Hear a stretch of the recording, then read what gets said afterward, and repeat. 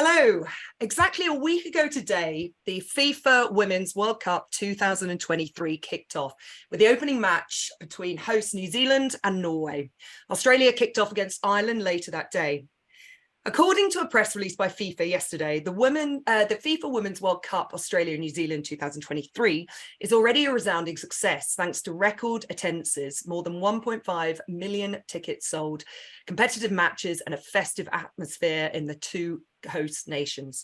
With the tournament capturing the hearts and minds of both home and visiting fans, FIFA president has thanked the two host nations for their efforts in raising the profile of women's football to an unprecedented level on a global scale and calling it a great success. An increase in demand from global audiences, so comes the digital demand and the pressure on broadcasters, not only to deliver in new and exciting ways, but also to feed the expectations of a new generation of fans who expect more than ever before. I'm going to move on to cover slide 1. A recent worldwide study commissioned by WSC presents the very latest insights into the evolving landscape of football interest and sports content consumption. Released on the eve of the FIFA Women's World Cup Australia and New Zealand 2023, the studies revealed the extent to which interest in women's football has grown in the 4 years since the 2019 tournament in France. Now, to discuss this report, I am delighted to be joined by 4 incredible women. Ranit, Weiss, Head of Marketing, EMEA and APAC at WSC Sports. Alice Mascia, Chief Executive Officer, DAC at DAZN. Rikashni Rangasamy, Senior Manager Digital at Supersport. And Roisin McKeniry, Head of Technology at Timeline Television at BT Sport. Hello. Hi. Ranit, now I'm going to start with you. Can you tell me more about the study and why it was commissioned? Sure. So first of all, I'm super excited to be here, and maybe I'll start a bit with explaining what WSC Sports does for those who might not be familiar with us. We're all about automating the content creation for more than 350 sport media partners. Could be teams, leagues, competitions, broadcasters around the world, such as the NBA, ESPN, DAZN, and Supersport that are here with us. What does it exactly mean, automating the content creation? Basically, our solution uses AI to analyze every single moment of sports in real time and generate those videos in different formats, different storylines that can easily be distributed on any digital platform, if it's the website, streaming platform, mobile app, or any social media platform. And the reason we conducted this survey is we work with various sports organizations, including leading women's sports leagues and associations such as the WNBA, the Ladies Professional Golf Associations, the Women's Super League, and many more across many different sports. And since the Women's World Cup is the most significant women-focused sports events for 2023, we saw this as an excellent opportunity for us to gather insights into viewerships, consumption trends, and preferences related to women's sports specifically. And the main goal was to better understand the needs and desires of sports fans and to serve us and better help us enhance our services and offering to address our customer requirements, basically. So this was basically the reason. It's a global research was conducted across 7 markets, 14,000 respondents overall, which is quite massive. And it was done like 2 months ago, less than 2 months ago. Now, Alice, I'm going to move on to you. We know that there is a lack of awareness and that is a barrier to sports fans watching women's sport. Can you tell me more about why DAZN as a broadcaster has recently been heavily investing into women's sport? So I think we're a broadcaster and we're a business. So I think that the reason why we've been investing is because we are convinced that there is an untapped opportunity in women's sport. So sport as a category has been on a maturity level now for a few years.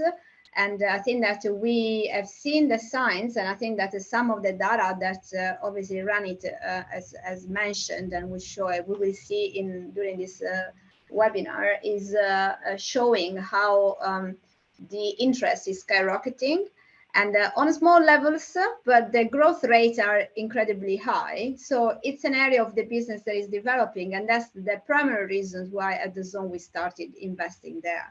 We looked into that, and we are all about innovation in DAZN, right? So I think that for us is really important that we are not just replicating on an OTT basis what a traditional broadcaster would do. And what's a better opportunity than doing it with a category like women's sports that was lacking from awareness, but not just lacking from awareness, but lacking from fragmentation and destination, right? So I think that is one thing is the awareness, but even if I'm aware, but I don't know where to want to watch, or actually I know where to watch it, but this is not accessible to everyone, we won't be solving for it. And obviously there is an aspect around the strong push as innovator into moving into improving the aspect around diversity and the way how from a society perspective we should be addressing this point. And we thought, what can we do as a broadcaster or as a platform? And we've done what a platform would do, which is increasing the demand, or at least putting in place a plan for running for increasing demand.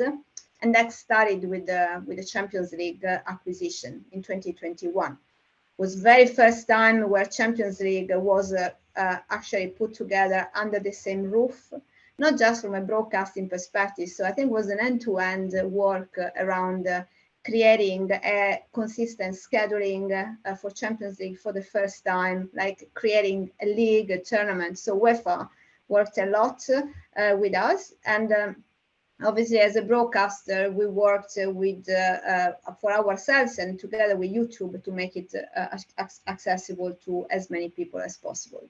But I think that's really the reason why we are investing in it. We're a business. Is a business that is growing. Male sport is a very good level of maturity. We believe that women's sport is the next big thing. Great. I think we'd all probably agree with that. That's great. Rikashni, what women's sports have you been covering at Supersport? And what have you been doing to make women's sports more accessible to fans through new experiences and engaging content? Yeah, I mean, at Supersport, we've sort of dubbed this year the year of women's sport. We're into our third Women's World Cup this year. So we had the Cricket World Cup earlier in Feb, it was actually in South Africa. We obviously got the FIFA Women's World Cup at the moment, and we've got the Netball World Cup, which is also in South Africa, and we're the host broadcaster for that. So, it's a massive year for women's sport. We've been very lucky in the sort of culmination of all of these massive events. And I think outside of the broadcast, which, obviously is fantastic, and as a broadcaster, it's our bread and butter and something we're very proud of, especially being host broadcaster for the Netball World Cup. But I think, outside of that, sort of with the reach and scale that Supersport has on a digital platform, it's really important for us. We understand that women's sport, as much as it can go on TV, the real success of it is fans. It's really sort of getting that exposure for the athletes, getting that exposure for, the amazing skills that we saw. I mean, geez, this week we saw that an unbelievable corner kick goal that was scored. And, I think for us, it's about making sure that we're using our platform to build those audiences. In the same way that, men's sport have these superstars and people have this deep connection to the athletes, we realize with our platform and with the size of our voice in a digital space, we have a massive opportunity to build those athletes up. And I think, you know, the relationships that we've been able to develop with the teams, with the netball teams, with our local teams, you know, the Banyana, the Nigerian women's team, who are both in the World Cup. They're very accessible to us, which is incredible. So with the Netball World Cup at the moment, you know, we've got our social team on the ground, and this whole week, as teams have been arriving, they've been creating the most amazing content with those teams. We've seen just the women there are absolutely fantastic. They're so, you know, willing and open to share stories, to do fun content with us, because we understand, I mean, from a participation perspective on the continent, you know, netball as an example is one of the most highly participated sport at a school level. And then as it kind of gets up, that participation and viewership of that sport, it decreases quite a bit. So, but we know that there are a lot of young people that love netball. It's in their DNA. So to be able to bring them closer to their stars, you know, sort of TikTok trends and little challenges that we're doing with the athletes in Cape Town has just been fantastic. And the response to that, just having people sort of realize like all of these personalities and you know, what's really on offer has just been amazing to see. Yeah, I think I'm going to move on to Roisin in a sec, but I know she's probably still celebrating that goal, that corner goal. It was something extraordinary. I think I actually shared it on my Instagram yesterday. So really, really impressive. Now, Roisin, as I said, I'm going to move on to you. And having worked in production technology throughout your career, which I know you're very passionate about, have you seen a demand for production of women's sports more recently in your career? And what barriers do you think we still face? Well, you know, this is brilliant. I'm listening to all of you other lovely people, and you come and you work in such a different kind of bit of the industry to me, and it's just great. And I hear the passion. And just so you know, I've got a sister-in-law who was so excited about the Netball World Cup, you would not believe. So, you know, very, very, very much like it. And I'm very much a sports fan as well. And you know, what I'm really, really loving listening to is Leisha saying things like, you know, we're looking at it, we're trying to do it in a different way and make it a different platform. Because to me, when we were the first broadcaster at BT Sport to do the WSL and actually buy the rights and invest in it and everything, but we made a very conscious effort. There was two reasons: as a commercial driver, but also looking at women's sports, the shall I say, the morals around the way that women's sports, the values that women's sports have are not necessarily the same values as men's sports have. And so one of the things that we definitely want to do when we're doing our very basic production on the ground, not all your grand stuff, just getting it out onto the telly box, was we did like one of the first remote productions. We did it at 1080p. We wanted to make sure the quality was there. We also wanted to make sure, though, that we made it accessible for people within our production teams who had disabilities to be able to get involved in this thing that we were doing, because everybody was so proud of it. And then the next thing that we need to do is make sure the quality on the pitch is really, really good, so that you guys can send it off all over the world and we can have more Katie McCabe corner kicks. And I think the biggest barrier I see is, and I don't mean to be, you know, the negative person on this, that's not it at all. I am delighted. But biggest barrier I see is at this moment in time, everyone's going, women's sports great. And they are, and they're brilliant, and I'm loving it. But while FIFA's going, yeah, we're brilliant and we're doing this fantastic thing, ask them the number of cameras that they're having on each match versus the men's game. It's a massive difference. So the quality of broadcast, whether you want to admit it or not, is not there. They are not investing, and they're not. I think definitely broadcasters have pushed women's sports more than rights holders. That's the impression I'm giving, and that's, you know, that's why I'm loving being on this with you guys, because that's exactly what you've been doing.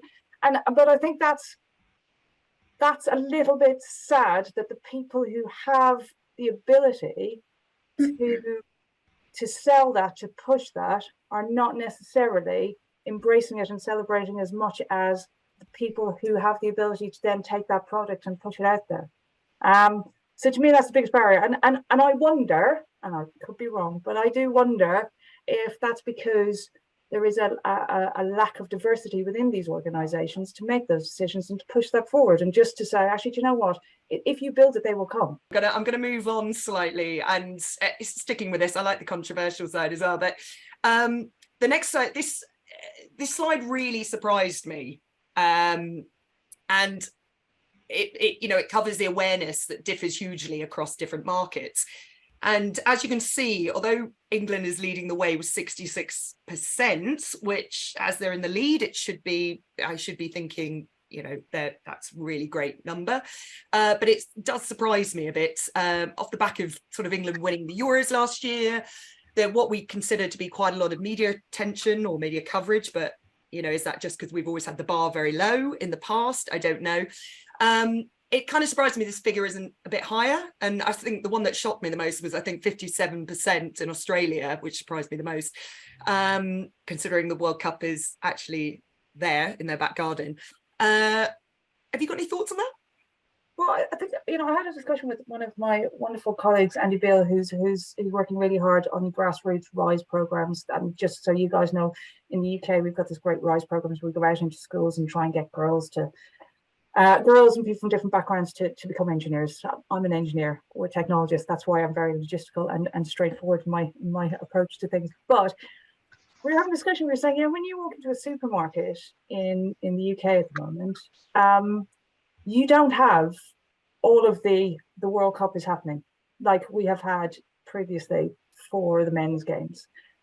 Even I remember for the men's World Cup, you would have people slightly changing their brands to try and identify themselves towards football, because that was the big thing. So, as Sarah's saying, I'm not controversial. I'm just trying to say that we are doing all these great things, and it is fantastic, but it's not good enough. And I kind of feel like there's a little bit of hypocrisy coming from people like FIFA to say it's great and it's wonderful and it's sorted and they're demanding payments based on the same as the men, which, don't get me wrong, I agree, but then then you do your bit. You can't have it both ways. You can't demand broadcasters spend all the money on delivering programs if you're not willing to put in the extra effort yourselves. And I just think it is an entire audience that we can sell to. There are people I know who have never watched a football match in their lives who are watching the Women's World Cup. And that's me speaking as a sports fan. There are people out there going, and it's not just about girls. I've been to loads of football matches, and you see entire families there, and you still have the old man in a flat cap because he just wants to see football, and that's brilliant. It's not about that, but from a commercial point of view, there's an entire world of marketing out there. Rick, you said about the TikTok videos and all that kind of stuff, and absolutely, you see all the girls engaging with that, and that's what I'm saying. What I kind of said earlier is it is different. It should be different. We don't need to make it the same as the men's game. It is different. It's different moral compass. The girls' team have already said, don't even talk about us going to Qatar because it's not going to happen. It's different. Let's celebrate it. Let's not try and pretend to be. Let's not do the same thing again. Let's learn from, I won't say the mistakes, but the way that the men's game has gone, and let's make it better. Sorry. Oh, I think it's great. We need this debate. I completely agree. I think that this is what I always say to everyone, right? So if we try to do I would say black and white copy of what has been the development of men's sports, we're not going to go anywhere. It's going to be particularly slow. I think that the innovation needs to come from the way how the creative concept, broadcasting concept, the way how the interaction with the fan is created. And I think that it's easy to say, right, from a marketing perspective. However, I think that I agree again with Roisin and the fact that the ecosystem is a little bit slow in picking up in this innovation spirit, right? And it comes from the leagues and even from the clubs. And I can tell you, because we work very closely with both of them, and we try to stimulate interest and innovation across the board, access to locker rooms and to briefings, very difficult to get them. and access to athletes, a little bit better, because the athletes themselves, they belong to this generation where I think sharing and being on social media and engaging with their fan is pretty strong. So definitely that's area better. But then obviously there are the federation, but even worse are the brands investing that should be investing into the broadcasting, right? Because, obviously at the DAZN, we have also made a different choice about how we treat women's sports compared to the rest of the sports, right? We are giving it broadly for free, right? And we started with YouTube, but in Germany, we launched in March the first European only dedicated channel, only dedicated to women's sport. It's called DAZN Rise, exactly because we all rise with more eyes. And it's a fast channel, so is the new of the new, growing women's sport, growing fast channels, put it together and created this. So we went as a company completely out of our comfort zone, right? And for engaging the entire ecosystems, we have sponsored a women's sport conference in Germany, invited broadcasters, leagues, brands, and honestly, I think everyone with the awards want to participate, are very excited. Athletes where they are from every discipline, obviously, particularly football. Germany is a football country, also when it comes to women's sports. But then, obviously, as I said, I run a business, I don't run a charity, right? And when it comes really to collect the advertising and the sponsorships, honestly, there are just really few brands that are investing a role, and the big tickets, forget about it, right? So, and I think that's, again, one side is leagues, please do something different, help us doing something different, body cameras, more access to the briefings, to the team, so make the coaches more sensitive and more giving more attention to the needs of broadcasting want to involve. But then also the ecosystem of the brands, how is possible, right? Women take most of the purchasing decisions, right? And guess what? This is what our data are telling us about the DAZN Rise. Is double the viewership of women, is younger, more educated, more women, people all interested in financial services. So really, the most evolved part of the society is the one watching women's sports.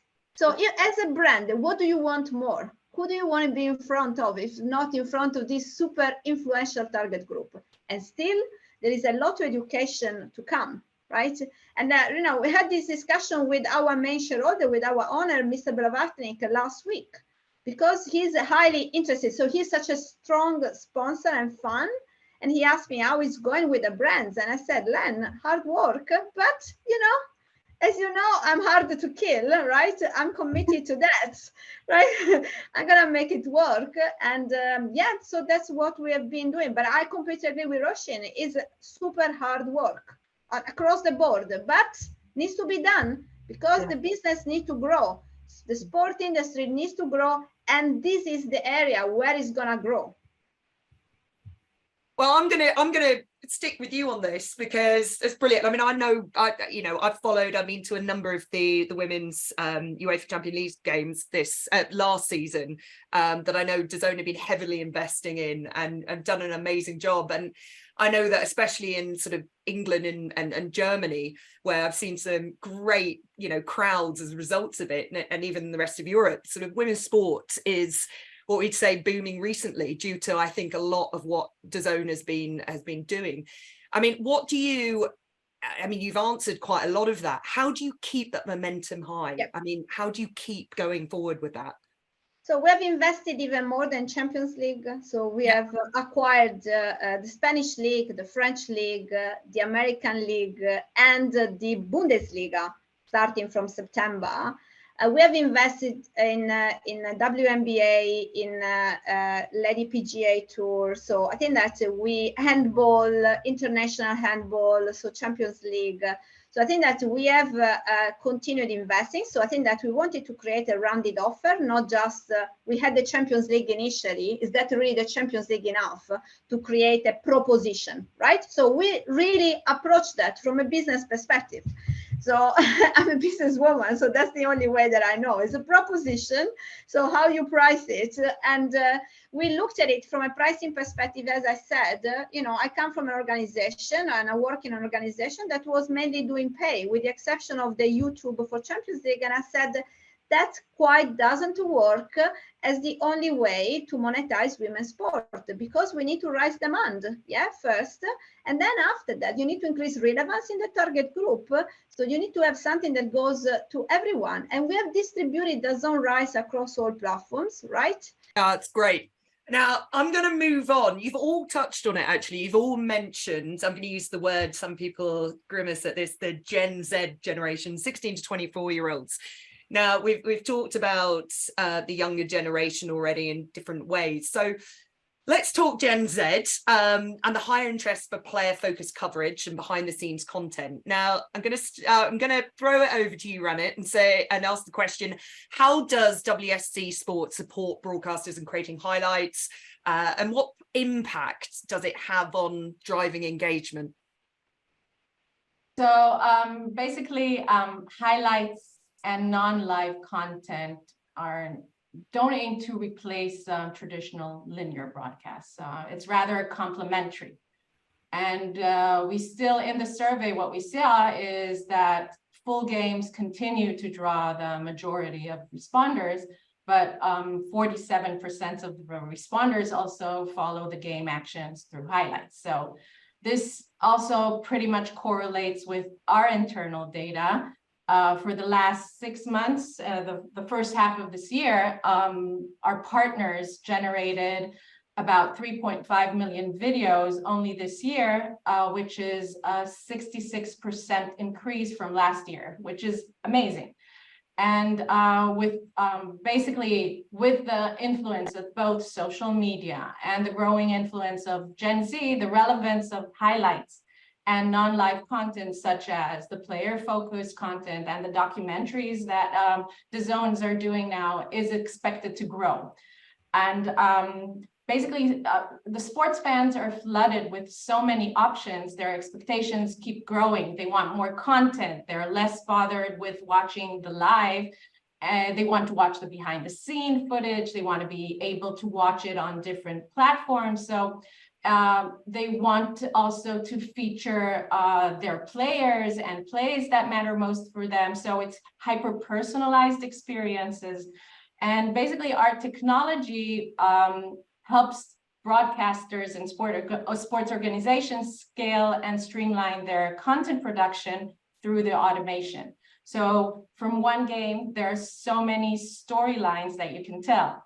And this allows them to deliver those innovative content experiences across all digital platforms, whether it's their own platforms like the websites, streaming services, mobile apps is growing more and more, or social media, or even through third-party syndication platforms such as Google One Box. And just want to give one example of such an innovative approach is a collaboration that we're doing with some of the broadcasters that are covering now the Women's World Cup with Google One Box. So basically our product, which is WSC Stories, automatically creates highlights in real time during the game as a web story, and it appears on Google One Box. And the idea here, it's great because it publishes the content, the videos, in the #1 place where people go to search information, which is Google.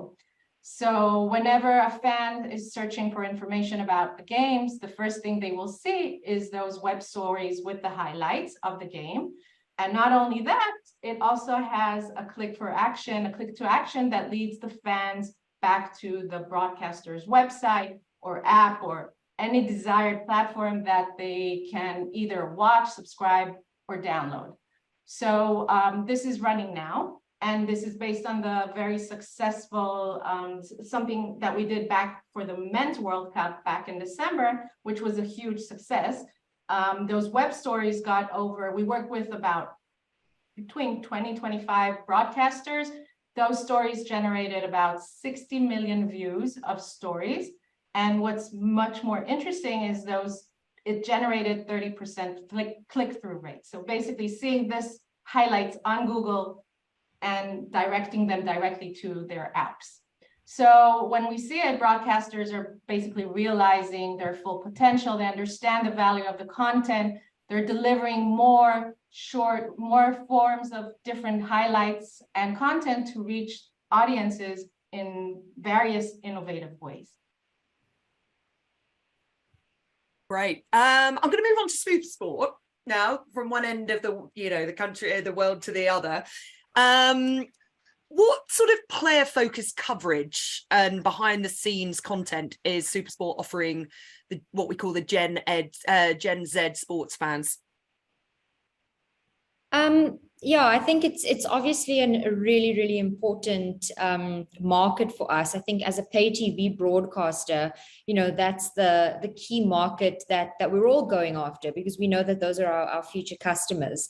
So it's really important for us to be able to cater to that audience. And I think, obviously we're a big partner of WSC, which makes it really easy for us to be able to produce a lot of that content, in vertical format, being able to, really quickly automate and deliver that content. So that's been really, really helpful. And then I think, as I touched on earlier, the sort of behind the scenes, player focused content is really, really important. And I think that's a massive focus for us. So whether it's the digital team that's creating that content, we work with a lot of content creators, who are able to create that content for us. And then we've also seen, that a lot of the big rights owners are really stepping up their game in terms of the content that they are providing to broadcasters. So for us, being in Africa, there isn't a lot of international events, other than obviously we're very lucky with the netball this year, but there aren't a lot of international events that are really easily accessible to us. So, we've got a team that's over in Australia at the moment and New Zealand for the World Cup, but it's quite a small team, and so we're heavily reliant on what those rights owners are able to provide to us, which is very, very focused on that Gen Z market, and very focused on sort of the more TikTok, Instagram kind of content. So we're seeing, some amazing content that's coming through from inside the changing room, teams arriving, and something that's very close to our hearts with African teams. We've seen at the Women's World Cup, there's singing and dancing as they're getting out of the bus and in the changing room. And for us, we don't have that access to that content. So we're heavily reliant on FIFA to provide it for us, which is coming through in that sense, in exactly the same way as it was for the Men's World Cup, which is really, really great to see. So that's really our focus area. We've got a massive TikTok audience, and we're really able to cater to them with that more sort of real life, people focused content, which has just been fantastic to see. And Rix was just talking about it, and everybody's talking about it. So this is obvious. And what we see, it's basically all about a mobile first experience. So meaning that the content should be optimized to the mobile experience. It should be short form, snackable, social-like format that can be consumed on the go. And this is where we see vertical content that is kind of reshifting the entire way Gen Z is consuming sports content. And this is one of the biggest things that we've seen in the last year. And in terms of technology, our technology addresses these trends, as it has this automatic cropping of the videos into vertical formats, which can easily be stitched to stories formats. So it can be a perfect story like on TikTok feed or on Instagram story, or just use the same format to a mobile, the owned and operated environment, such as the mobile app. So just a few examples. The NBA, for example, which is one of our partners, launched their new app back in September, and it was entirely focused on the social life experiences. And looking at their numbers, since their launch, they're constantly breaking engagement records with their app. They released that they reached like 1 billion views on their app, which was 3 times more. And what's interesting is that 50% of this audience are Gen Z. Another example is ICC, for example. We also, for the Women's International World Cup this year, introduced again vertical videos on their app, and reported really amazing numbers as well. And we're working with DAZN, with YouTube Shorts for the Women's Champions League. So obviously we're seeing more and more the trend towards vertical content. We're seeing how the broadcasters are adapting and changing their digital content strategies to meet the need. And I must say, it's pretty awesome to see how the sports content game is changing right, in front of our eyes. So it's cool. I'm going to move back to DAZN, and I know DAZN's been broadcasting the UEFA Women's Champions League, as we talked about earlier, worldwide now for 2 full seasons, and it's going to be entering its 3rd season next year. Now, it's got a double question here. What results have you seen so far? What are the demands from the Gen Z, and how are you servicing them? But also, what are broadcasters offering the mobile users? So I think that's to the first part of the question around Champions League. I think we're very pleased with the results. So last year, the final was watched by 5.1 million people globally, which is the most watched Champions League final ever, plus 40% year on year. So I think that's amazing, right? So I think that, by the way, I was at the event, and it's been an incredible, inclusive event in Eindhoven with people, families, young people partying the entire city. And I've been in Istanbul, right? Because I'm broadcaster also of the male Champions League, right? I've been in Istanbul, nothing like that, right?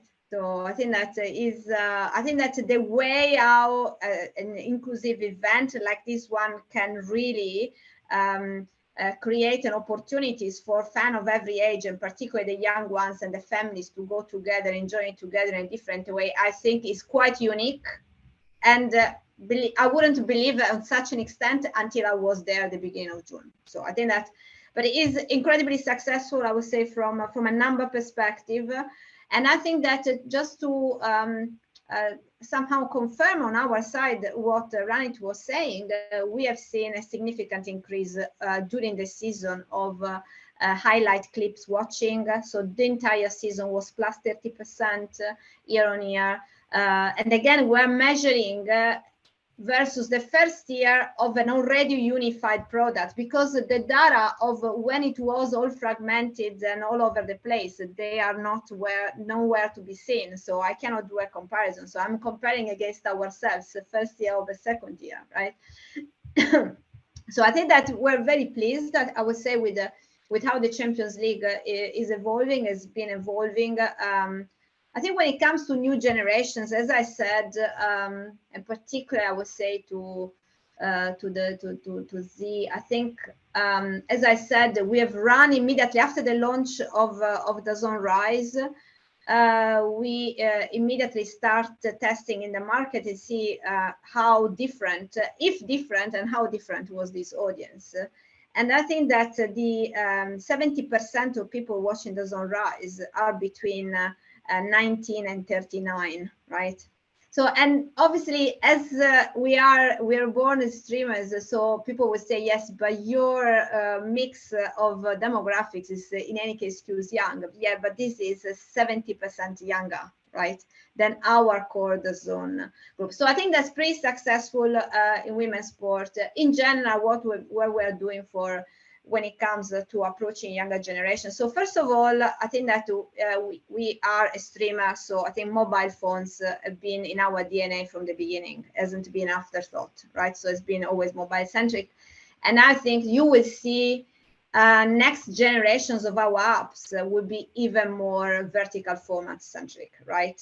Yeah, I think that you will see that when we will be releasing the new versions of the app. So I think that we're born like that. We are evolving in that direction, and I think we are also pretty, I would say, social. We have features like watch parties, where basically, or inside the broadcast, people can comment, and we have influencers and moderators doing that, right? So I think that's already great, and obviously it's not people of my age being in that chat, I can tell you, right? So I think that definitely we are doing great stuff there.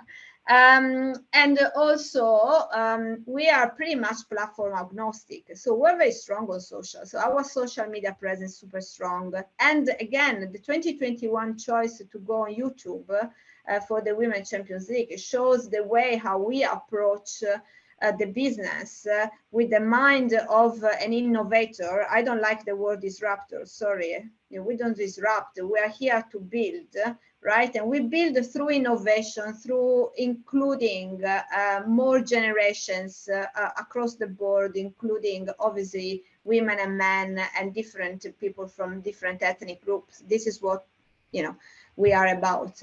So I think that's what we've been doing.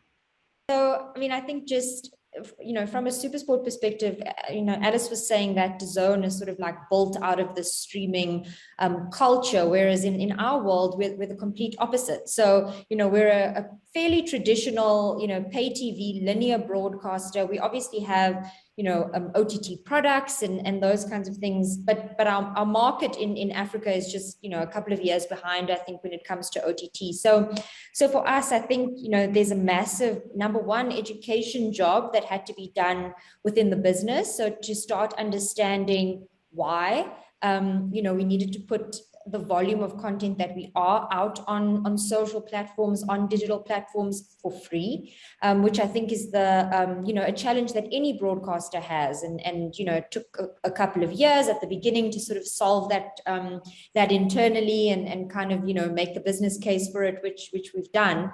But I think outside of that, there's, you know, there's a massive job that has to be done as a broadcaster to, you know, make sure that when we're producing content, it's produced in a way that doesn't just cater for one audience and doesn't just cater for one platform. And I think if you're not doing it at the source or when that content is being produced, it becomes very difficult. And, you know, obviously I know a lot of people that work in digital teams and at broadcasters and leagues, and it's a challenge that exists, you know, within the industry, in that oftentimes things are being produced, whether it's a live game or whether it's a show or an interview, it's being produced in that sort of high quality 16:9 format. And it makes it very difficult sometimes to tailor that content to a Gen Z audience. And I think, you know, we've spent many years kind of fighting that fight internally. And I think we've kind of got to a place where this sort of idea of multi-platform content and multi-platform production is really part of our DNA and part of what we're doing. And I think, you know, just sort of speaking specifically to this like vertical video Gen Z audience, I think another you know, big thing that we've kind of focused on is the way that our sort of productions and content is set up right at the start. So whether it's, you know, the way that our studio is set up, you know, whether your presenters are sitting on a couch or standing, whether they're at a small desk or a big desk, how wide is your shot? You know, all those things seem quite trivial. And when you try and explain it to somebody who's quite used to, you know, shooting in a very specific way for TV, it's not as easy to communicate that. So, you know, as a broadcaster, it's wonderful to hear that, you know, a streaming first platform like DAZN is making like fundamental product changes to cater for vertical video. I mean, you know, obviously our relationship with WSC, they've you know, shown us what the NBA are doing. It's fantastic to see, and it's definitely the direction that that we're going in as well. But I do think that the really important thing is it's got to start at the source. I remember before WSC introduced their amazing, what is it called, Magic Crop, or I think that's what the thing is called, where, you know, it allows you to like easily take a 16:9 piece of content, and without having to like frame by frame follow a ball, it kind of just does it for you. And I think a big thing for us before we had access to that was the team actually wouldn't produce a lot of 16:9 highlights content, or even square highlights content, because it's really difficult to do that, you know, to edit it from scratch. So, you know, technology is definitely enhancing our ability to be able to cater to that audience, and being able to actually produce high quality content, because I guess that's the other thing, you know, people, we've kind of moved away from this idea that you can shoot something on your cell phone and then like, that's fine, that like you've ticked a box for Gen Z. There's a place for that 100%, you know, we have a massive spread of the quality of content on our TikTok platform, from stuff that's shot on a phone to stuff that's shot with an HD camera. But I do think, you know, being able to bridge that gap and using technology to bridge that gap has really been a game changer for broadcasters. I think to follow up on that, because that's a really good point, and actually that's the kind of stuff that I do. It is really interesting you say that, because whenever what we've done for quite a while now is we have what I call young people, but then I call everybody young people. We had a digital team that came in. They basically kind of went rogue on their own and produced some great stuff. And then we started looking, going, well, this is completely and utterly insane. We're doing these shoots in our studio. We're doing, you know, we're going out and promo shoots and all that kind of stuff. We need to integrate the whole thing and the whole process. We need to take their young people's viewpoint on things and understand that kind of ingest of content and how it needs to be delivered, and, you know, that the hashtags and the metadata that needs to go with it. But we can do that absolutely using technology. And with the right people. You always have to have people. I love technology. I'm a technologist, but if you do not have the right people, then forget it. There's no point. But it is brilliant to see. And I think one of the things when you look at people, I would say, even me watching the telly box, I'm watching your Weiss Sports, you are sitting there with your phone at the same time. You know, and you know, like we talk about the Women's World Cup in football. And that's brilliant. You know, people go, oh God, okay, who the hell is she? And what has she done? And, you know, what team does she play for? And oh God, you know, I need to know more, because I don't know enough, because, you know, and I need to pretend when I go to the pub that I know who these people are. It's great to see, from my point of view, it's great to see broadcasters investing not only things like better graphics, but, you know, incorporating better data and analytics into, because I think a lot of kids now are looking for that. They expect that from their broadcasters, not just the usual, this is the game and here's a commentator. So I think they expect more and more. I don't know if that's what you, as broadcasters, that's what you're being asked for. Or... Yeah, I would say definitely the experience is becoming richer, right? So the expectation is that the experience is richer, and the experience, and also the expectations, and I think it's a good thing for the industry, is that the experience doesn't just stick with the 90 minutes live, right? So, and I think that this is very interesting, because there are trends in the market that show that is, you know, the highlight clips definitely, and the social media clips. But if we think about a sport ecosystem, even a personalized T-shirt or merchandising that you can buy at the moment where you are watching it or immediately afterwards is what extends the experience. So I think that's the way I will look at it. And I think that this is where I try always to communicate, particularly to the leagues, right? When we look at the configuration of the rights and what can be done, what cannot be done. It's like, look, guys, the value of the 90 minutes itself is not going to become bigger than what it is. What can become bigger is basically having those last 90 minutes lasting, you know, until the, at least until the next 90 minutes, or lasting for a season, because they've been like, you know, an heroic and iconic moment. But NFTs, merchandising, even physical merchandising, you know, are all things that together with the stats, together with interactive features, like even simply games, casual games, are just extending the footprint of the moment, where normally in traditional television was all about the 90 minutes. Can I just say though, you just mentioned merchandising. I think that's another area where, that's controversial at the moment.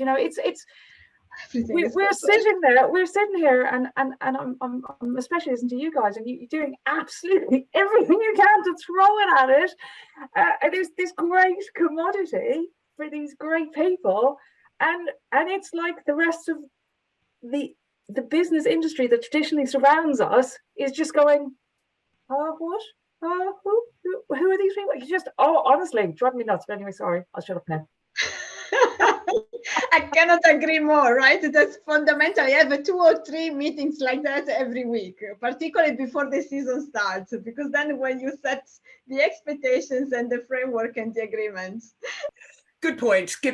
Right, we're going to move on. I've got a question for Rikashni about on the topic of sustainability. Now, I did a panel beginning of the year, and there was very much chat about, actually, it was a lot of younger people now coming into, we're talking about younger people again, coming into jobs and now looking for companies that have sustainability sort of policies around their company. Now, can you tell me what Supersport are doing to champion women's sports in a sustainable way?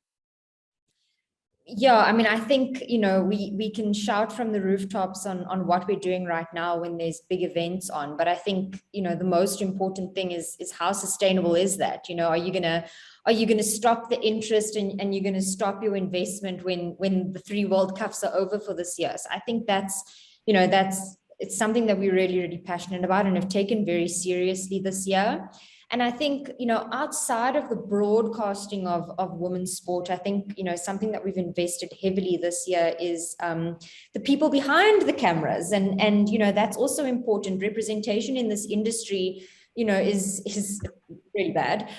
So we've really made massive strides in the representation of women in the production side of sport. And for the Netball World Cup this year, it's a groundbreaking production which is all female. So everybody that's working on the Netball World Cup on Supersport, from your camera people to your social media people to your producers, it's an all-woman crew, which, I'm not sure if that's ever been done really for an event on the scale of a World Cup. And I think for us, it's a crew, if I'm not mistaken, of 250 women. And not only does that allow them to work on a global event, but the training that they've had to go through over the last 12 to 18 months has obviously been really intense. Developed new skills. Some of them have come in as real juniors into the industry, or have sort of diversified into another area, having been in the industry before. So for us, when you talk about sustainability, there's the broadcasting side, but the representation side is really important. And now we have this massive crop of women in the industry who will, continue to work for Supersport going forward. Will probably continue to work on a global scale as well, which is just amazing to see. Is there anybody else that would like to close out with any last remarks? I think just one thing is, at the end of the day, surveys show that almost 60% growth in numbers of followers of the event, basically of the World Cup event, the Women's World Cup event. And we just talked about all the barriers and low awareness and production issues and everything. And still we're seeing this positive growth number. And it will be interesting to see what will happen in 4 years, how these numbers are going to grow, basically with more awareness, with more push, with more of the zones of the world and the Supersport investing in more and more accessibility of women's sports. So I'm optimistic. Now, it's exciting to see what the future holds. I want to thank all of you ladies for joining us, and thank you, Sport Business, as well, for hosting this. Yeah, thank you very much.